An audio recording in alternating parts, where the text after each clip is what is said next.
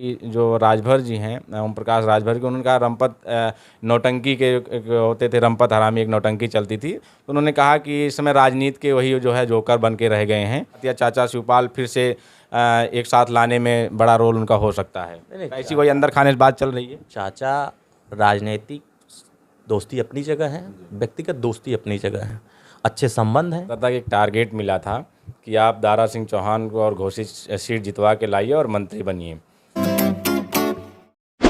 जनवादी पार्टी के संजय चौहान जी, और अब उनका बयान आया, अब इस समय समाजवादी पार्टी गठबंधन में है, उनका बयान आया कि जो राजभर जी हैं, ओम प्रकाश राजभर के, उन्होंने कहा रंपत नौटंकी के एक होते थे, रंपत हरामी एक नौटंकी चलती थी। तो उन्होंने कहा कि इस समय राजनीति के वही जो है जोकर बन के रह गए हैं, सिर्फ उल जुलूल बयानबाजी करना। इस पर देखिए, वो उनका शब्द हो सकता है, जो जिस फील्ड में काम करता है, जिस गैंग में काम करता है, उस गैंग में जो सिखाए जाते हैं वो वही बोलता है।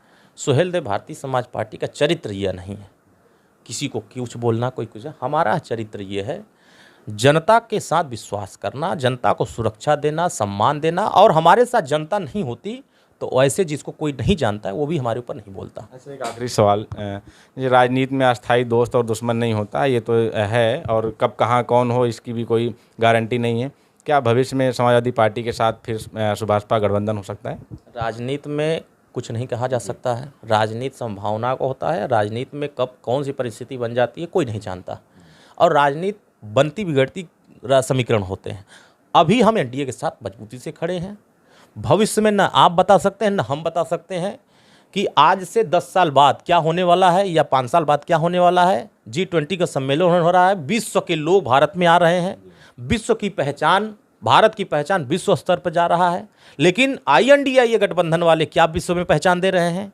हम सनातन का अपमान करेंगे, हिंदुओं को अपमानित करेंगे, हिंदुओं के आस्थाओं के साथ खिलवाड़ करेंगे, साधु संतों के साथ खिलवाड़ करेंगे, उनको जलील करेंगे। और काशीनाथ, विश्वनाथ, बद्रीनाथ, इन सभी जो मठों पर आस्था, करोड़ों लोगों के मंदिरों पर आस्था है, ऐसे लोगों को जलील करेंगे, अपमानित करेंगे और उनको नीचा दिखाने का काम करेंगे। तो ये INDA गठबंधन हिंदू विरोधी गठबंधन है, सनातन विरोधी गठबंधन है। एक सवाल और कि ये भी कहा जाता है 2022 चुनाव से पहले शिवपाल जी की और राजभर जी की दोस्ती का बड़ा होता था, और ये भी कहा जाता है कि जो गठबंधन में आए थे शिवपाल, बड़ा हाथ था आप लोगों का, अखिलेश जी को और इनको लाने में 2000 जो मिलके चुनाव लड़े थे। तो अभी समाजवादी पार्टी के पार्टी कार्यालय के बाहर एक बोर्ड लगा था, वहाँ कल लगाया, किसी कार्यकर्ता ने वहाँ लगाया था कि सभी पार्टियां सावधान, राजभर ऐसा कुछ करके था, ओम प्रकाश राजभर, क्या ध्यान नहीं आ रहा है, लेकिन उसको तो उस पर ये भी अभी हमने एक रिपोर्टिंग करने की सोची, वहाँ गए थे, पता लगा कि शिवपाल जी ने वो बोर्ड हटवा दिया, और ये हिदायत देते हुए कि ऐसा किसी को है। तो इसलिए इन चीज़ों को भी बल दे रहा है कि भविष्य में समाजवादी पार्टी के साथ या चाचा शिवपाल फिर से एक साथ लाने में बड़ा रोल उनका हो सकता है। ऐसी कोई अंदर खाने से बात चल रही है। चाचा राजनीतिक दोस्ती अपनी जगह है, व्यक्तिगत दोस्ती अपनी जगह है, अच्छे संबंध हैं, बात भी विचार होती रहती है, ऐसा नहीं है। लेकिन वो अपने दल की राजनीति कर रहे हैं, वो भी एक दल बनाकर काम कर रहे थे, उस दल को नहीं चला पाए। सुहेलदेव भारतीय समाज पार्टी अपने दल को बनाकर अपने दल को चला रही है। उनसे और हमारे दल से बहुत फ़र्क है। वो किसी दल के नेतृत्व में काम कर रहे हैं और हम खुद दल का नेतृत्व कर रहे हैं। तो फ़र्क ये है कि समाजवादी पार्टी कुछ भी बोले, आज के डेट में सिर्फ और सिर्फ उनका घमंड बोलेगा, अहंकार बोलेगा, और उनकी जो फितरत है नफ़रत का, वो नफ़रत बोल रहा है। सुहेलदेव भारतीय समाज पार्टी को इनके बोलने से, इनके कहने से कोई फ़र्क नहीं पड़ता। अच्छा, अब आप एनडीए के गठबंधन के साथी हो चुके हैं, तो अब आप एनडीए के पैटर्न पे जो हिंदू और हिंदुत्व की बात कर रहे हैं, उस पे रहेंगे कि जैसे पिछला जो आपके मुद्दे हुआ करते थे, पिछड़ा, दलित और अल्पसंख्यकों की, माइनॉरिटी के लोगों के हक और अधिकार की बात, उस पर ही फोकस रहेगा कि अधिक फोकस वही ये हिंदू मुसलमान वाला और ये हिंदुत्व की राजनीति के पैटर्न पे आप भी सुभाषपा भी चल पड़ेगी? में सपा की जब सरकार थी, मुजफ्फरनगर में दंगा हुआ था, बहन बेटियों के साथ सरेआम बलात्कार होते थे। 6 साल के कार्यकाल की सरकार हो गई है, एक दंगा बता दीजिए जो उत्तर प्रदेश में हुआ हो। किसी के साथ एक व्यक्ति बता दीजिए। आपको रोकेंगे एक मिनट के लिए। जब माननीय ओम प्रकाश जी का एक हमको बयान बड़ा जो है 2022 चुनाव के दौरान कहा करते थे कि जितने दंगे कराने वाले लोग हैं वो सत्ता में आ गए हैं और इनको भगाना। तो अब यही हम फिर से कहेंगे कि जो दंगा कराने वाले लोग हैं, ऐसा तो नहीं है कि सत्ता में आ गए इसलिए दंगे बंद हो गए हैं। हिंदुओं के ऊपर पत्थर कौन ये मारता आपके बयान हैं, देखिएगा। आप बताइए, हिंदुओं के ऊपर पत्थर कौन मारता है? अभी आपने देखा कि तमिलनाडु के स्टालिन के बेटे ने क्या कहा कि हम सनातन को एड्स मानते हैं। करोड़ों लोगों की जिस पे आस्था हो, क्या आप सनातनी नहीं है, हिंदू नहीं है आप? इस देश में बाबा साहब भीमराव अम्बेडकर ने सभी धर्मों को, सभी पंथों को, सभी वर्गों को बराबरी का अधिकार दिया। आप कैसे कह सकते हैं? हमारे पूर्वजों ने, राजभर महाराजा सुहेलदेव राजभर ने विदेशी आक्रांताओं को भारत से निजात दिलाया था।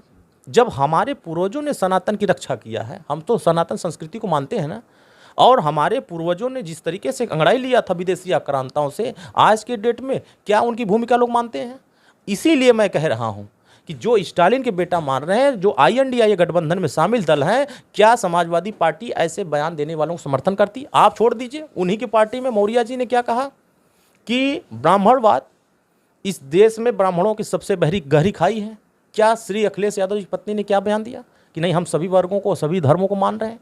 एक दल का नेतृत्व, बड़ा जिम्मेदार महासचिव कह रहा है कि हमें हिंदुओं से नफरत है, और दूसरा कह रहा है कि नहीं, हमें प्रेम है। तो श्री अखिलेश यादव जी भी तो वही काम कर रहे थे, फरसा उठाकर परशुराम की मूर्ति लगाने चले गए थे। तब फिर यह बात श्री अखिलेश यादव जी की स्वामी मौर्य क्यों नहीं बताए थे कि ये ब्राह्मणवाद के खिलाफ आप क्यों काम करने जा रहे? तो ये हिंदुओं से जो नफरत है, हमारा उस समय का तर्क ये था कि जो भी कार्रवाई होती थी पिछड़े दलितों पर होते थे। आज क्या हो रहे हैं? पिछड़े दलितों पर इंसाफ दिए जा रहे हैं। अब कहीं भी घटना हो रही, किसी के साथ, अभी हत्या हो गई है गाजीपुर में, एक यादव ने एक राजभर की हत्या कर दिया, जौनपुर में एक यादव ने एक राजभर की हत्या कर दिया, बनारस में एक यादव ने राजभर की हत्या कर दी। एक यादव बता दीजिए जो राजभर को न्याय दिलाने के लिए खड़ा हो, एक यादव का नाम बता दीजिए। बड़े बड़े नेता बनते हैं ना, एक राजभर के पक्ष में कोई खड़ा नहीं हुआ। खड़ा हुआ तो माननीय ओम प्रकाश राजभर खड़ा हुए, वर्तमान की सरकार खड़ा हुई, कार्रवाई की, पुलिस प्रशासन जो वहां दोषी था उसके ऊपर कठोर कार्रवाई, पुलिस में जो दरोगा था उसको भी सस्पेंड कराया गया। क्या हुआ? पहले की सरकारों में, अब की सरकारों में फर्क यही है कि आज हर वर्ग, किसी भी वर्ग का हो, उसके साथ न्याय हो रहा है, उसकी सुरक्षा की जिम्मेदारी लिया जा रहा है, और उसके साथ काम, उसके विकास की योजनाएं उनके तक पहुंचाने का प्रयास हो रहा है। तो ये काम हम जनता के बीच में कर रहे हैं, तो विरोधी तो चिल्लाएंगे ही। अच्छा, ये भी कहा जाता था कि एक टारगेट मिला था कि आप दारा सिंह चौहान को और घोषित सीट जितवा के लाइए और मंत्री बनिए। तो इसमें क्या थी, मंत्री की शपथ कब तक? देखिए, ये सब फर्जी बातें हैं, ये बेफुजिल की बातें हैं, इन बातों की कोई सत्यता नहीं। मंत्री तो बनेंगे सरकार में। सरकार में मंत्री बनना, सरकार में जाना, सरकार का अंग बनना, ये माननीय मुख्यमंत्री का विशेषाधिकार होता है। ये सुहेलदेव भारतीय समाज पार्टी का अधिकार नहीं। हम NDA गठबंधन के साथी हैं, और सुहेलदेव भारतीय समाज पार्टी सरकार को, मुख्यमंत्री जी को ये लगेगा, सरकार के बड़े अंग हैं जो उनको लगेगा कि नहीं सुहेलदेव भारतीय समाज भूमिका तय होनी चाहिए, होगा। आपके कहने और जो विरोधी उनके कहने से ना हम मंत्री बनेंगे, ना हमारा कुछ विकास, हम आगे बढ़ेंगे। गठबंधन तो कुछ शर्तों पे हुआ होगा ना, जब गठबंधन की बात चली होगी तो कुछ शर्तें रखी गई होंगी, तो उसी में से बातें निकल के आ रही कि जब बात, लोग ये कहते हैं कि ये शर्त दिया गया, तो भैया 2023 में ही नगर निकाय के चुनाव हुए हैं, तब तो लोग ये कह रहे थे सेमीफाइनल है। एक सीट बता दी नगर पालिका के, नगर महापौर की सीटें जो सभा जीती हो, तब तो हमारा प्रदर्शन अच्छा हो गया, सारे 17 नगर निगमों हमने चुनाव जीते। तब ये बात किसी ने नहीं कहा कि ये सेमीफाइनल तो जीत गए, फाइनल तो आपका पक्ष में है, तब तो ये कह रहे थे। देखिए क्या होता है कि कभी कभी क्या होता है कि कुछ बुनियादी इशू पर मतभेद हो जाते हैं, तो वो हमारे लिए नुकसानदेह होता, और हम उसको समाधान करने के लिए उसकी समीक्षा करते हैं, उसकी रिपोर्ट हम बड़े स्तर तक पहुंचाने का प्रयास करते हैं कि ये कमजोरी, इसकी वजह से हमारा ये नुकसान हो रहा है। आने वाले समयों में बहुत मजबूती से 2024 लड़ेंगे, डंके की चोट पर। मोदी जी को तीसरी बार प्रधानमंत्री देश की जनता बनाएगी, और हम लोग उत्तर प्रदेश से 80 के 80 सीट जीतेंगे। सारे अहंकार विरोधियों के पस्त होंगे, हिंदू विरोधी जाएंगे, और राम भक्त आएंगे। चलिए, धन्यवाद आपका।